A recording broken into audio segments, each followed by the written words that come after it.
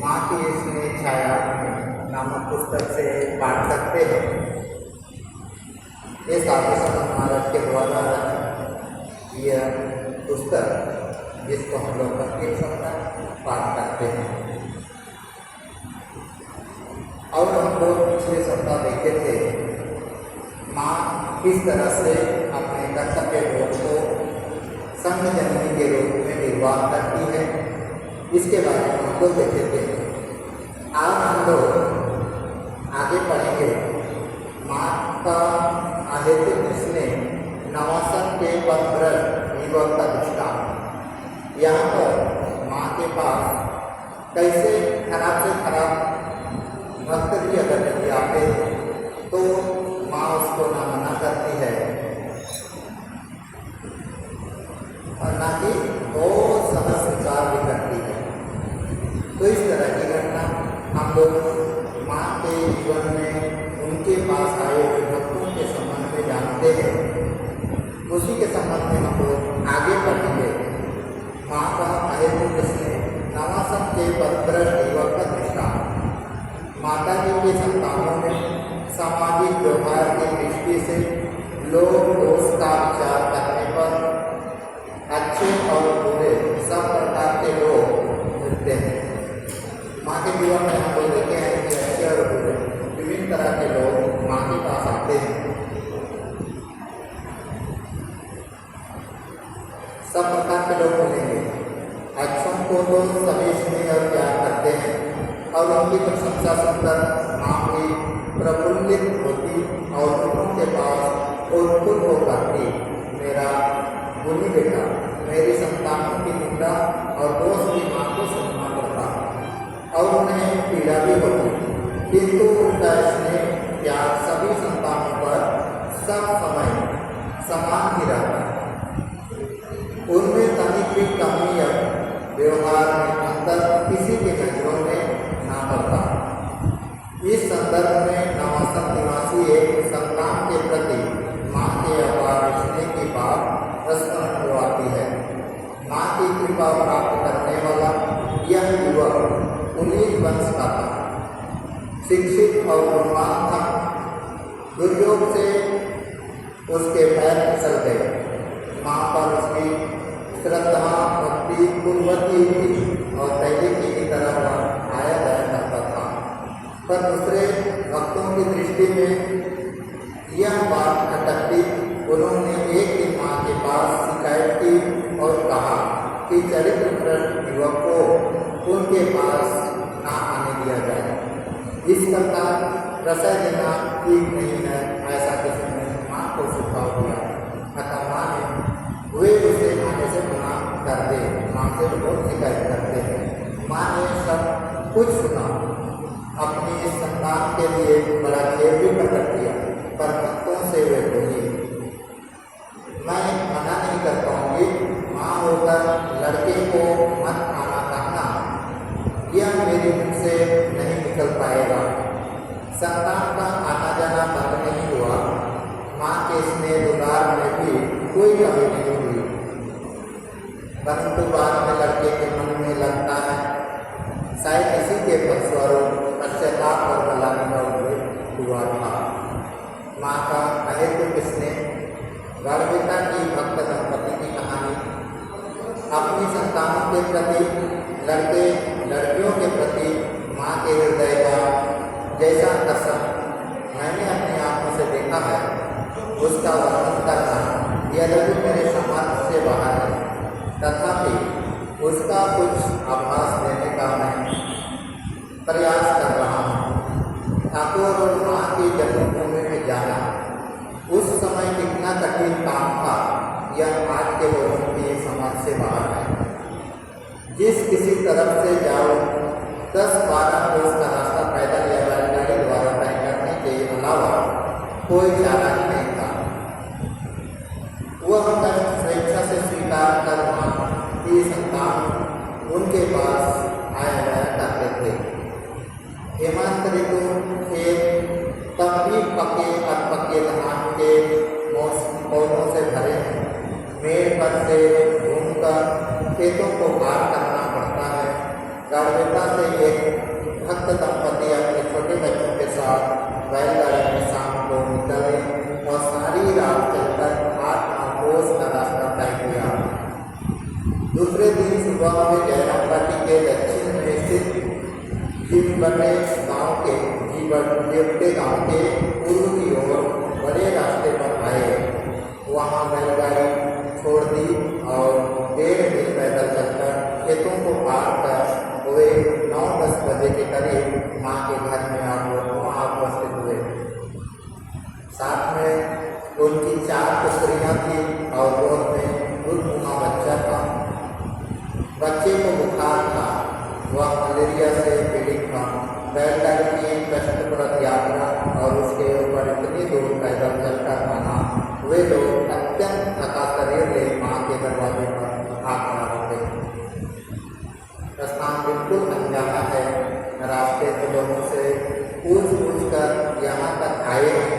माँ के घर पहुँच गए सही, पर ना तो कुछ जानते हैं न किसी को पहचानते। क्या कहे, कहाँ बैठे, कुछ समझ न पाने के कारण वे संशयपूर्ण चित्त से नीरव खड़े हैं। माँ की बात सुनी है, हृदय में कितनी आशा, सजोकर कितना कष्ट कर आए हैं। माँ के दर्शन की, उनकी कृपा पाने की साथ लेकर, पर अब क्या होता है नहीं होता है कुछ समझ नहीं पा रहे हैं। मानो दृष्टि पूछ रही है, माँ कहाँ है? अब वो खड़े हुए हैं, कहाँ बैठेंगे, कहाँ खाएंगे, बच्चों को लेकर कहाँ रहेंगे? या तो एक छोटा सा पुरुष का छप्पर वाला घर है, वह भी लोगों से भरा हुआ। माँ के पास खबर पहुँची, उन्होंने उनको बिस्तर भिजवा दिया। स्वयं आगे आकर परम स्नेहपूर्वक बच्चे सहित कन्या को अपने कमरे के बरामदे में ले गई। माँ के मुख की ओर देख स्नेह भरी दृष्टि से बेटी आओ की पुकार सुन दुखी विपत्ति में पड़ी कन्या का हृदय हर उठा, वदन खिल उठा। वह अन्नपूर्ण नयनों से अश्रुपूर्ण नयनों से माँ के चरणों पर गिर पड़ी। माँ ने स्नेहपूर्वक शुभ आशीर्वाद देते हुए उसकी बाँह पकड़कर उसे उठाया और उसके मुख में हाथ लगाकर चूमते हुए अपना स्नेह प्रदर्शित किया। भक्त ने भी भक्तिपूर्वक माँ को प्रणाम किया। माँ ने आओ बेटा कहकर अपना स्नेह जताया और आशीर्वाद दिया। अपनी कन्याओं को भी एक एक करके उन्होंने माँ को प्रणाम करने में लगाया और उसका शुभ आशीर्वाद प्राप्त कराया। क्षण भर में माँ के स्नेह के इंद्रजाल से सारा दृश्य परिवर्तित हो उठा। भक्त दंपति को और भी कोई चिंता न रही। इस तरह से यहाँ पर भक्त महिला की बातें हम समझ पा रहे हैं। उसी तरह हम लोग के हृदय में भी यदि किसी को पाने की इच्छा हो, मन में उनके चिंतन के अलावा और यदि कोई चिंतन ना रहे तो माँ स्वयं आ जाती है। जैसे कि हम लोग यहाँ पर दंपति महिलाओं और पति के लिए माँ स्वयं आगे बढ़ती है, उस तरह का हम लोग के साथ भी होगा। हृदय आनंद से भर उठा, मुख उल्लासित होगा। बेटी अपनी माँ के घर आई है, उसे माँ मिल गई है, तब भला कैसी चिंता। बच्चे को द्वार है तो क्या हुआ, डर किस बात का। इस तरह से हम लोग को भी भरोसा करना होगा माँ के ऊपर। उसे माँ मिल गई है तब भला कैसी चिंता। बच्चे को द्वार है तो क्या हुआ, डर किस बात का। जो अजदार से बचा पाती है, सारी विपत्ति से रक्षा करती है, आज वे उसी के चरण तले बैठे हैं। माँ ने अपने कमरे के बरामदे में दरवाजे के एक किनारे चटाई बिछा दी। बच्चे को लिटाने के लिए क्षण में उस सब के बैठने, विश्राम करने आदि की व्यवस्था हो गई। यही नहीं बल्कि शिशु के दूध और दवा की भी व्यवस्था कर दी। घर में बेटी के लिए क्या किसी बात का अभाव या संकोच रहता है? क्षण भर में भक्त महिला के साथ घर की अन्य महिलाओं कुछ समय बाद ये देखा गया कि आगंतुक भक्त महिला कांख में कलसी लेकर अपनी अन्य वाहनों के साथ आनंदपूर्वक बातें करते करते गांव के छोर पर गंगा की तालाब में स्नान करने के लिए जा रही है। भक्त ने बाहर के कमरे में स्थान पाया है। लड़कों के साथ उनकी भी महफिल जम गई है। कुछ समय के बाद वे भी लड़कों के साथ जाकर स्नान कर आए। ठाकुर की पूजा के पश्चात मां ने दंपति पर कृपा की। दीक्षा प्राप्त कर आज उनकी बहुत दिनों से पोषित अभिलाषा पूर्ण हुई। प्राणों की आकांक्षा मिटी और उनका मानव जन्म सफल हो गया। मां ने लड़कों को बरामदे में बिठाकर अपने हाथ से पूजा का प्रसाद दिया और फल मिठाई पूरा आदि का नाश्ता कराया। उसके बाद बेटियों के साथ उन्होंने स्वयं भी थोड़ा सा जलपान किया। उस दिन और भी भक्त उपस्थित थे। भक्तगण सामान ले आए थे। रसोई का परिमाण अधिक था। आयोजन भी बड़ा था। रांधने वाली मूर्ति को जलपान का समय देने के लिए मां प्रतिदिन रसोई घर में जाती और हाथ में कलछी लेती।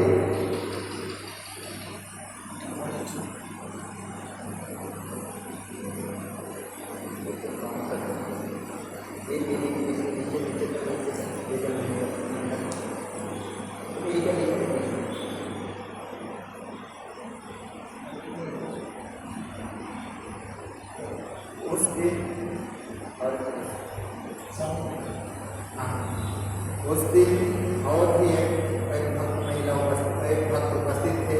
भक्तगण सामान ले आए थे। रसोई का परिमाण अधिक था। आयोजन भी बड़ा था। रांधने वाली मौसी को जलपान का समय देने के लिए मां प्रतिदिन रसोई घर में जाती और हाथ में कलछी लेती।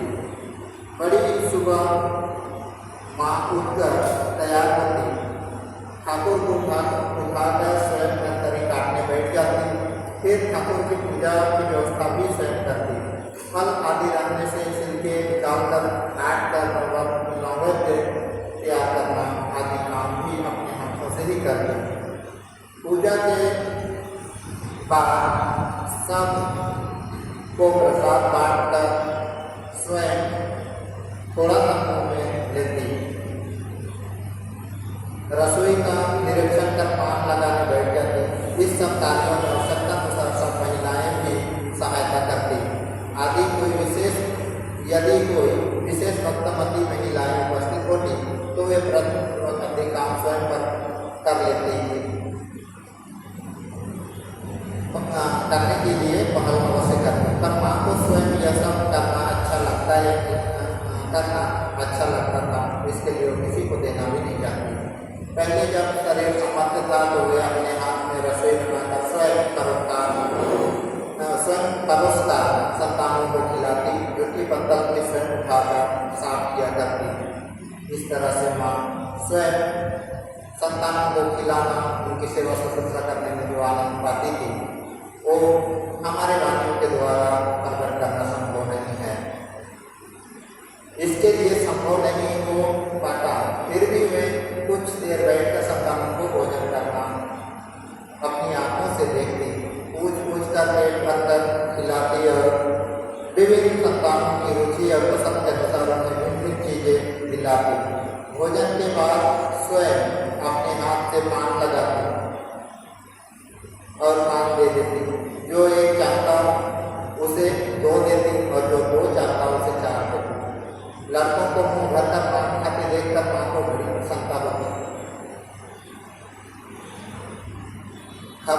काम में सहायता करती। किसी दिन जरूरत की चीजें ले आती।